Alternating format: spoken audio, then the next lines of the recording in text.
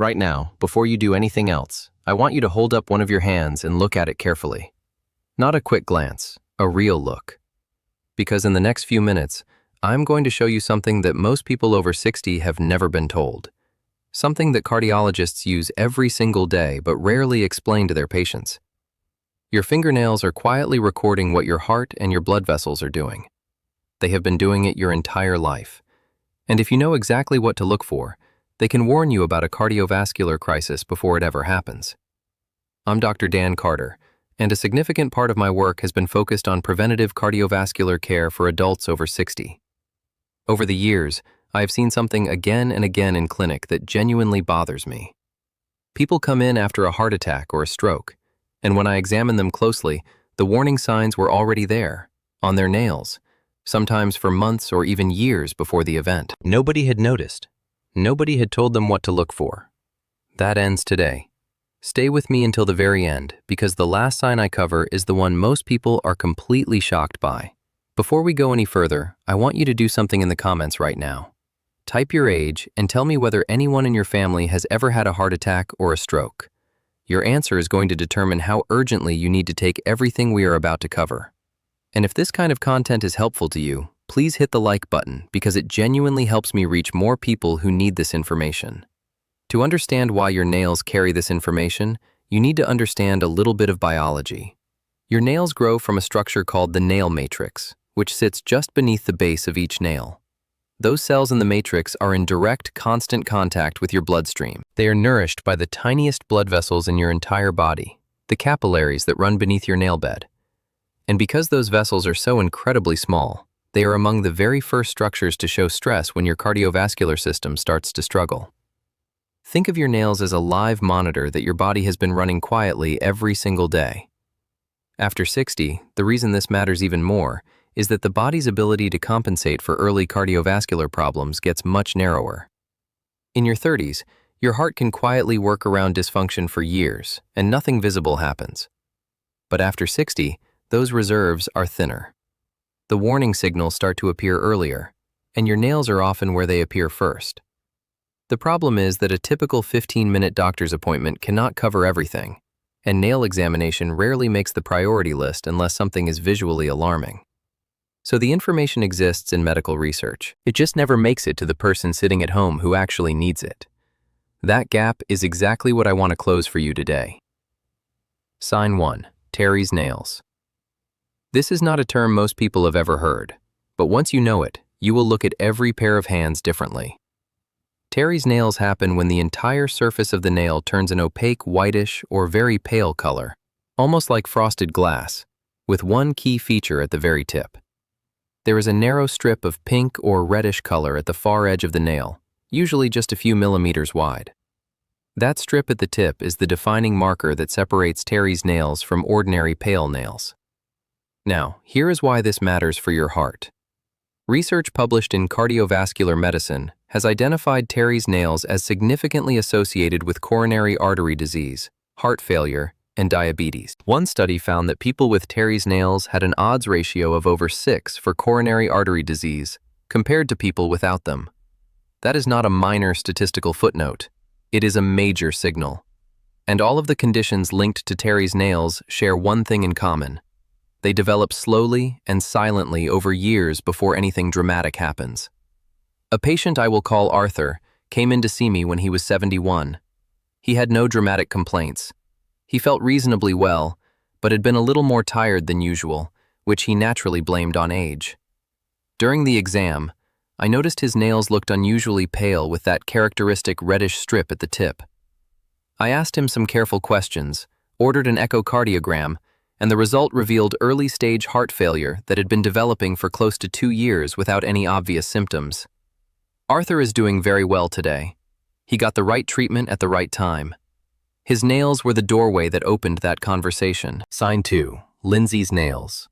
This one has a very particular appearance that you will recognize immediately once you know what it is. Lindsay's nails are sometimes called half-and-half nails because the nail is divided into 2 distinct zones. The half closest to your cuticle is white or very pale, and the half closest to the tip is a brownish-red color. The dividing line between the 2 zones is usually quite sharp and clear, Lindsay's nails have been associated in clinical research with heart failure and with liver cirrhosis, and they tend to appear after the body has been under sustained circulatory stress for some time.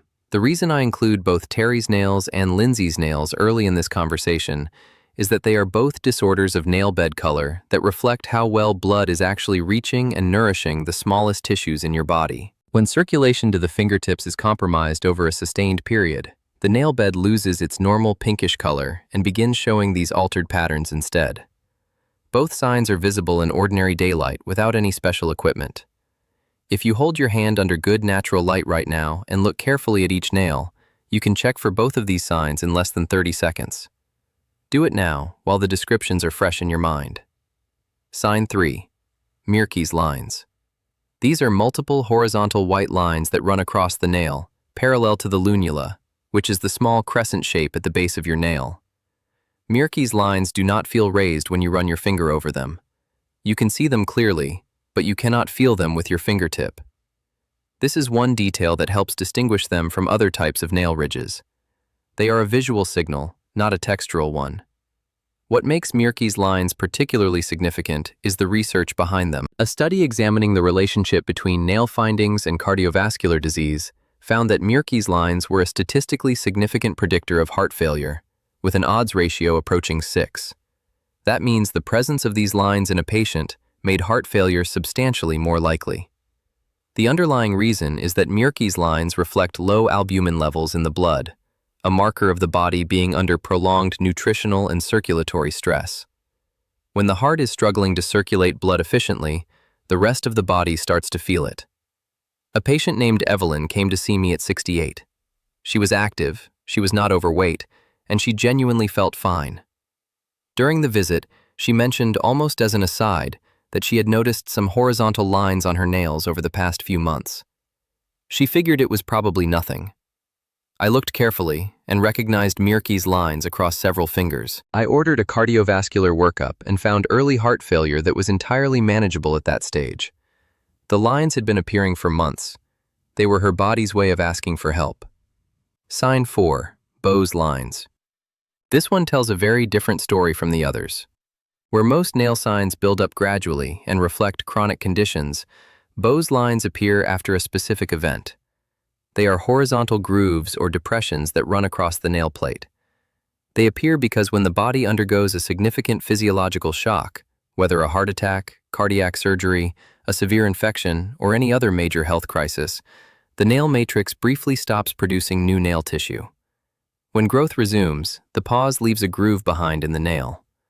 What makes Bow's lines clinically important is that they can reveal a past cardiac event that the patient themselves may not have recognized. Silent heart attacks are more common than most people realize, particularly in older adults. A patient named Raymond came in to see me for something entirely unrelated. I noticed a clear, horizontal groove across nearly all of his fingernails. I asked him about it, and after some thought, he recalled being very seriously ill about 4 months earlier with what he had assumed was an unusually bad flu. We ran some tests and discovered he had experienced a silent heart attack during that illness. His Bow's lines told the story his symptoms had not. Sign 5. Splinter hemorrhages. Now I want to shift to something you can check directly underneath the nail surface rather than on top of it. Splinter hemorrhages look exactly as the name suggests, like tiny dark splinters or thin dark lines running vertically beneath the nail. They are actually small collections of blood trapped in the nail bed capillaries. And while a single splinter hemorrhage from bumping your hand against something is nothing to worry about, multiple unexplained splinter hemorrhages across several fingers is a different matter entirely. Classically in medical training, unexplained splinter hemorrhages across multiple nails are associated with infective endocarditis, which is an infection of the inner lining of the heart's chambers and valves. This condition develops when bacteria enter the bloodstream and attach to damaged heart tissue. The infection causes tiny clots to break off and travel to distant blood vessels, including the tiny ones in your nail bed. Infective endocarditis is a serious condition that requires urgent medical attention. A patient named Ruth noticed these dark lines on several nails and mentioned them to me almost as an afterthought. She was diagnosed with a heart valve infection that was caught in time to treat effectively. She told me later that she almost did not mention it at all because she thought it was nothing. If this video has been useful so far, I want you to do one thing right now before we continue. Hit the like button. It takes 1 second, and it genuinely makes a difference in whether this content reaches others who need it. And stay with me, because the next 2 signs are the ones I want you to take the most seriously. Sign 6. Lunula color changes. The small whitish crescent at the base of each nail is called the lunula. Most people think of it as just a cosmetic feature. It is actually the visible portion of your nail matrix, the active zone where new nail cells are being formed around the clock. And the color of your lunula is one of the most overlooked diagnostic signals on the entire body. When that color changes, it is worth paying attention. Research has found that a reddish lunula is significantly associated with valvular heart disease and with congestive heart failure. A bluish or purplish lunula suggests problems with oxygen delivery in the circulation, similar to the cyanosis we see in more advanced cardiovascular disease. A lunula that has faded to almost nothing or become very pale is often a sign of anemia, and anemia is directly connected to cardiovascular strain, because an anemic heart has to work significantly harder to compensate for the reduced oxygen carrying capacity in the blood. All 3 of these color changes deserve medical attention. I want to tell you about a patient named Constance, who was 74 years old. Her daughter, who happened to be a nurse, noticed during a visit that the half-moon shapes on Constance's nails had almost entirely disappeared. Constance had not noticed the change because it had been happening so slowly. She had been looking at those nails every day and simply adjusted to the new normal without realizing anything had shifted. Her daughter encouraged her to bring it up at her next appointment. We did a complete blood count and a cardiovascular workup. She was significantly anemic and was showing early cardiovascular strain. Both issues were caught and treated before anything serious developed. Sign 7. The capillary refill test. Now let me teach you a test you can perform on yourself right now using nothing but your hands. It is called the capillary refill test, and it directly measures how quickly your smallest blood vessels recover from pressure. Here is how you do it. Hold your hand at the level of your heart. Use the thumb of your opposite hand to press firmly on one of your fingernails for about 2 seconds. You will see the nail bed go pale or white as the blood is pushed out. Then release the pressure and start counting quietly in your head. In a healthy adult with good circulation, the pink color returns to the nail bed in under 2 seconds. If it takes 3 seconds or longer, and you get the same slow result when you test 3 or 4 different fingers, that is a meaningful sign that your microvascular circulation is sluggish. Research has linked persistent slow capillary refill in older adults to reduced cardiac output, undiagnosed atrial fibrillation, and elevated stroke risk. Try this test right now before you finish this video. Do it in a warm room with warm hands so that cold temperature does not distort the result. A patient named Bernard tried this test one evening after hearing about it and counted nearly 5 seconds before the color came back on his index finger. He tested his thumb next, then his middle finger, then the fingers on his other hand. He got the same slow result every single time. He called my office the following morning and described exactly what he had observed.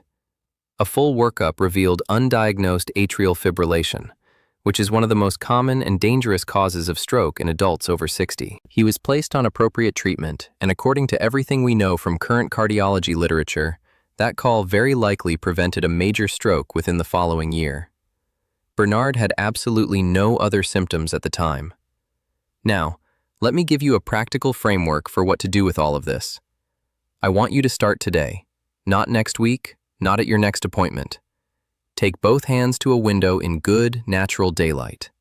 Look at each nail one at a time. Check the color of the nail bed for any bluish, purplish, or unusual pallor. Look at the tip of each nail for that characteristic reddish band that signals Terry's nails. Look for horizontal white lines across the nail that you can see but not feel.